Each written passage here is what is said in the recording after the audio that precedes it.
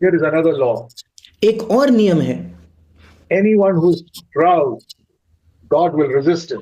कोई भी व्यक्ति जो घमंडी है परमेश्वर उसका विरोध करेगा, God will push him down. परमेश्वर उसे नीचे ढकेलेगा। God is always pushing down people all over the world because they are proud.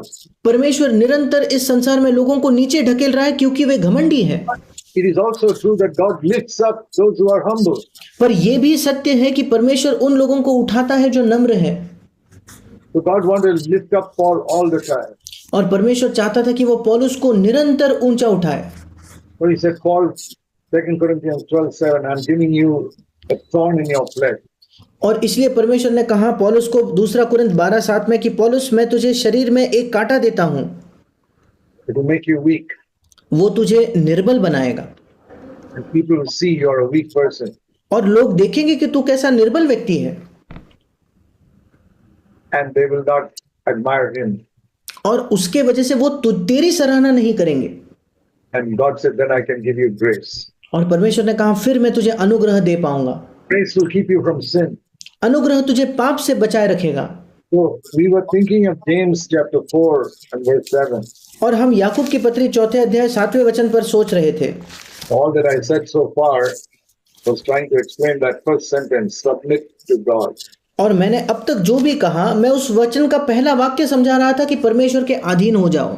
This is what I've said so far. This is what it means to submit to God. जो भी मैंने अब तक कहा यही मतलब है परमेश्वर के अधीन होने में। If God does not remove a sickness, submit to Him. अगर परमेश्वर आपके शरीर की कोई बीमारी नहीं निकालता उसके प्रति अधीन हो जाओ। God does not give you the job you want, submit to God. परमेश्वर अगर आपको वो नौकरी नहीं देता जो आप चाहते हो तो उसके अधीन हो जाओ। You can't marry the person whom you wanted to marry, submit to God and say, thank you, Lord. अगर आप उस व्यक्ति से विवाह नहीं कर सकते जिससे आप विवाह करना चाहते थे, परमेश्वर के प्रति अधीन हो जाओ और उससे कहिए धन्यवाद प्रभु। If you don't get the job you want, you get some other smaller job.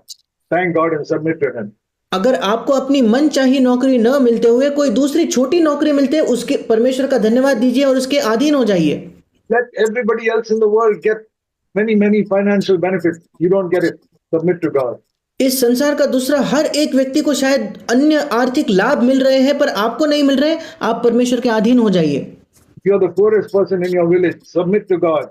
आपके गांव में शायद आप सबसे गरीब व्यक्ति हो, परमेश्वर के अधीन हो जाओ। This is what it means in James 4:7, submit to God. यही मतलब है याकूब 4:7 का कि परमेश्वर के अधीन हो जाओ।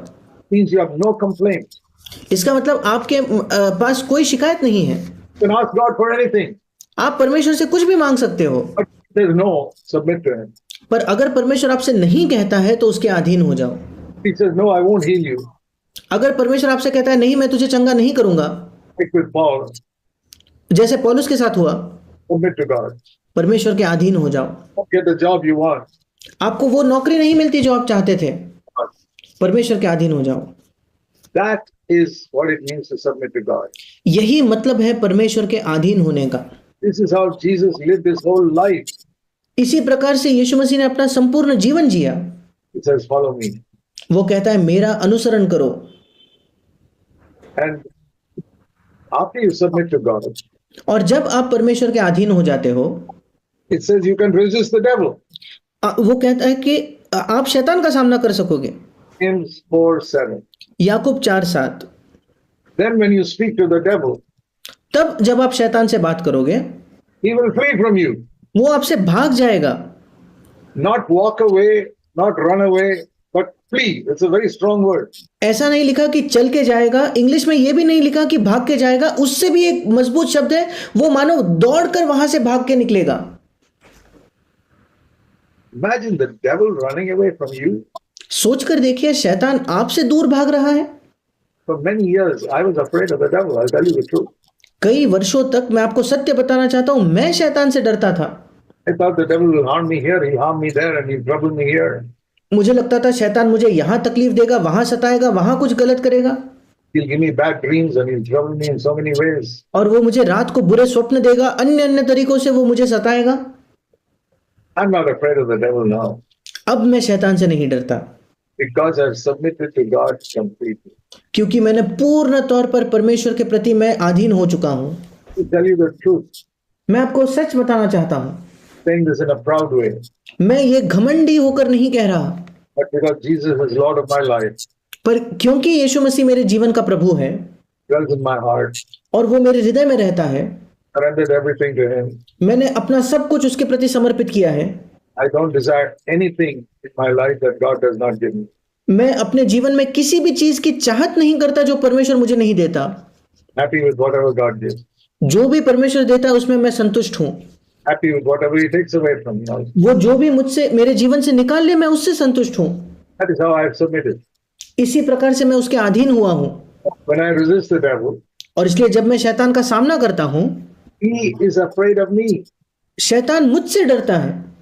Once I was afraid of the devil, एक समय था जब मैं शैतान से डरता था, he was afraid of me. आज वो मुझसे डरता है। Some people may say, "Oh, brother Zach, you say something like that, the devil will trouble you." कुछ लोग कहते हैं कि भाई जाक अगर आप ऐसा कुछ कहने लगो तो शैतान आपको सताएगा। Then I am afraid of the devil. I'm not. ऐसा होगा तो फिर मैं शैतान से डर रहा हूं, पर मैं नहीं डरता। I'm not saying how bold I am. मैं आपको ये नहीं कह रहा कि देखो मैं कितना बिना डर के कितना हिया वाला हूं। I'm only quoting scripture. God's मैं word केवल will not fail. मैं केवल आपको बाइबल के वचन बता रहा हूं। बाइबल जो परमेश्वर का वचन है जो कभी असफल नहीं होता। The devil and he'll run away from you. तुम शैतान का सामना करो और वो तुमसे भाग निकलेगा। When you run away from a lion in a forest, आप किसी जंगल में एक सिंह से कब वहां से भाग के जाते हो? you're afraid of that lion. क्योंकि आपको उस सिंह का डर लगता है। Why doesn't the lion run away from you? वो सिंह आपको देख के क्यों नहीं भागता? Because the lion is not afraid of you. क्योंकि वो आपसे नहीं डरता। So you run away from someone you're afraid of. और आप उसी व्यक्ति से उसी व्यक्ति से डरकर भागते हो जिससे आप डरते हो। When it says the devil runs away from you, what does it mean? जब यहाँ लिखा है कि शैतान तुमसे भाग निकलेगा, इसका क्या मतलब है? He's afraid of you. इसका मतलब है वो तुमसे डरता है। He's afraid of you like a lion chasing you. Satan is afraid of you. जैसे कोई सिंह आपका पीछा करने पे आप डरोगे, वैसे शैतान आपसे भाग निकलते वक्त आपसे डरता है मानो। How many of you believe that you can live a life on this earth where the devil is afraid of you every day? आप में से कितने लोग विश्वास करते हो कि आप इस पृथ्वी पर एक ऐसा जीवन जी सकते हो जहां शैतान प्रतिदिन आपसे डरता हो? Some people are even afraid to say that. कुछ लोग तो ये कहने से भी डरते हैं। Oh, if I say that, then the devil will chase me tomorrow. नहीं, अगर मैं ये कह दूंगा तो कल शैतान कहीं मुझे ना सताए। If you don't submit to God, then you have a lot of problems. I agree. अगर आप परमेश्वर के अधीन नहीं हो रहे, फिर मैं राजी हूं कि आपको कई समस्याओं का सामना करना होगा। Submit to God 100%. पर अगर आप 100% परमेश्वर के अधीन हो जाओ, Tell you in Jesus' name, you're a weak believer. You resist the devil, he'll run away from you. मैं आपको बताना चाहता हूं यीशु के नाम से, आप चाहे निर्बल विश्वासी क्यों ना हो, आप शैतान का सामना करें, वो आपसे भाग कर जाएगा। Then only you can be a good leader of people. उसके बाद ही आप लोगों के एक अच्छे अगुवे बन सकते हो। We must know that Satan was defeated on the cross of Calvary. हमें इस बात को जानना है कि शैतान उस कलवरी की क्रूस पर हरा दिया गया है। Do you know that? क्या आप वो जानते हो? Let me show you Colossians and chapter 2. मैं आपको दिखाना चाहता हूं कुलुस्सियों की पत्री उसका 2 अध्याय। Colossians chapter 2.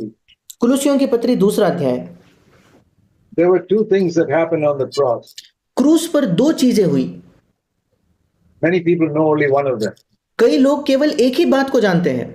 They know that Jesus took our sins and canceled our debt to God on the cross. और लोग जानते हैं कि यीशु मसीह ने उस हमारे पापों को लेकर परमेश्वर के प्रति जो हमारा कर्जा था, उस कर्जे को माफ कर दिया उस क्रूस पर। Do you know that every time you commit a sin, it's like owing God something, have a debt to God. क्या आप जानते हो जब कभी आप पाप करते हो, हर एक बार मानो आप परमेश्वर के और थोड़ा कर्जदार हो जाते हो। Think of it like this. इस प्रकार से उसके विषय में सोचिए। Go to a bank and borrow 100 rupees. आप किसी बैंक में जाते हो, 100 रुपए उधार लेते हो। You go next day and you borrow 100 rupees. अगले दिन जाके और 100 रुपए उधार लेते हो। Go next day and borrow 100 rupees. अगले दिन और 100 रुपए। Your debt is increasing every day. आपका कर्जा प्रतिदिन बढ़ता जा रहा है। When we sin, it is like that. जब हम पाप करते हैं तो बिल्कुल ऐसा ही होता है। Sinned in some way in the morning, आपने सुबह किसी रीति से पाप किया, in your thoughts, शायद आपके विचारों में, and you owe a debt to God. और आप परमेश्वर के कर्जदार बन गए। During the day you got angry with somebody, your debt is again increased.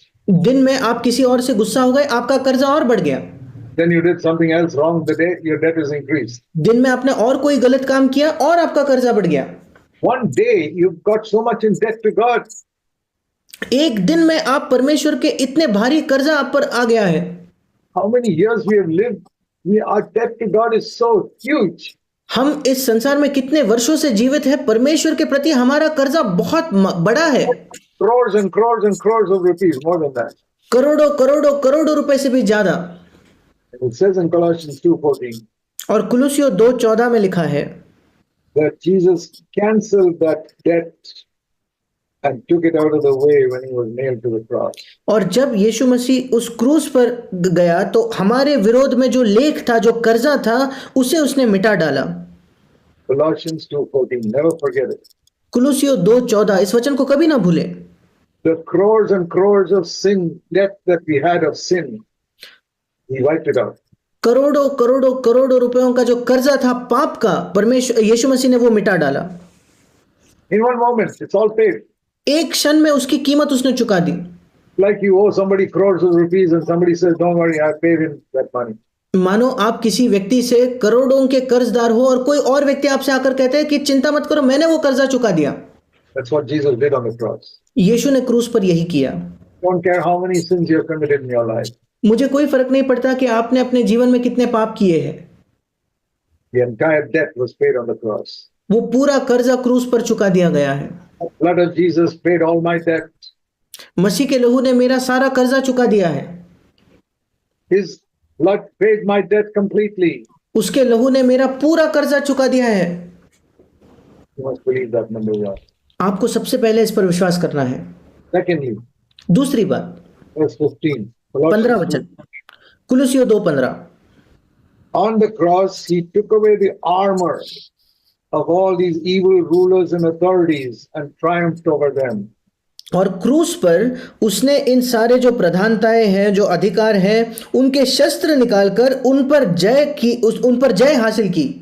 That means the weapons that people had to come and attack me, इसका मतलब जो हथियार लोगों के पास थे आकर मुझ पर हमला करने के, took it away. यीशु ने उन्हें निकाल दिया। That gun that terrorists had against me, Jesus took it away. मानो वो बंदूक जो उस आतंकवादी के हाथ में मेरे खिलाफ थी, उस बंदूक को यीशु ने निकाल लिया। And not only that, he weakened that man so that he has no power. केवल उतना ही नहीं, उसने उस व्यक्ति को इतना निर्बल बना दिया ताकि उसका मुझ पर कोई सामर्थ ना हो। Jesus did not kill the devil on this cross, यीशु मसीह ने क्रूस पर शैतान को मार नहीं दिया, but he paralyzed him, took away his power. पर मानो उसे लकवाग्रस्त कर दिया, उसकी पूरी सामर्थ निकाल ली। You know the difference between a dead person and a paralyzed person. एक मरे हुए व्यक्ति और एक लकवाग्रस्त व्यक्ति का बीच का अंतर आप जानते हो? If a person is paralyzed and he's lying in bed, all his hands and legs are all paralyzed, he can't do anything. सोच कर देखिए, किसी व्यक्ति को लकवा मार जाता है, वो बिस्तर पर पड़ा है, उसके हाथ पैर में लकवा है, वो कुछ नहीं कर सकता। He can look at you, but he can't do anything. वो आपके पास आपकी ओर देख तो सकता है पर कुछ कर नहीं सकता। Tongue is also paralyzed. He cannot even speak a word against you. और अगर वो लकवा उसके जबान तक पहुंच गया तो वो कुछ बोल भी नहीं पाएगा। He's helpless. वो असहाय है। He's not dead, but he's helpless. वो मरा हुआ नहीं है पर असहाय है। Think of the devil like that. और शैतान के विषय में इस प्रकार से सोचिए, Enemy who was very strong against you once. एक शत्रु जो एक समय आपके खिलाफ बहुत ज्यादा बलवंत था, Now he's totally paralyzed. पर अब वो पूर्ण तौर पर लकवाग्रस्त है। You don't have to be afraid of him anymore. फिर अब आपको उससे डरने की जरूरत नहीं। Think of a snake that's paralyzed and lying there. एक सांप के विषय में सोचिए जो लकवा मारा हुआ वहां पड़ा है। Hit on the head so hard that he's paralyzed. मानो उसके सिर पर इतने जोर से मार दिया गया है कि वो लकवाग्रस्त होकर वहीं पड़ा है। Not dead, but helpless and paralyzed. You don't have to be afraid anymore. मरा तो नहीं है पर बिल्कुल असहाय है, वहीं पड़ा है, वो आप उससे नहीं डरोगे। And he will never be healed from that paralysis. और उस लकवे से वो कभी चंगा नहीं होगा। Yeah, the devil is permanently paralyzed as far as I'm concerned. मेरे विषय में जहां तक बात आती है, शैतान हमेशा के लिए लकवाग्रस्त है। He is not dead. वो मरा नहीं है। He hates me for telling you all these truths. मैं आपको ये सारे सत्य बता रहा हूं, इसलिए शैतान मुझसे घृणा करता है।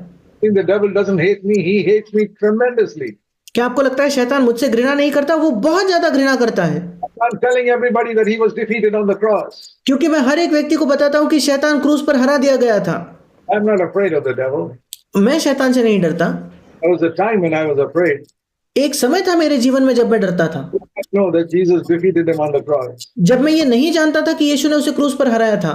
But just like there was a time when I was weighed down by my sin because I didn't know Jesus took my sins on the cross. बिल्कुल वैसे जैसे एक समय मैं अपने पापों के बोझ तले दबा हुआ था, क्योंकि मैं ये नहीं जानता था कि यीशु ने मेरे पापों को क्रूस पर उठाया। So I knew that Jesus took the punishment for my sin. All the burden of my sin was gone. जब मैं ये जान गया कि यीशु मसीह ने मेरे पाप का बोझ उठा लिया है, मेरे पाप का दंड सह लिया है, तो वो पूरा पाप का बोझ मुझसे उठ गया। Is that true of you also? क्या ये आपके जीवन में भी सच नहीं है क्या?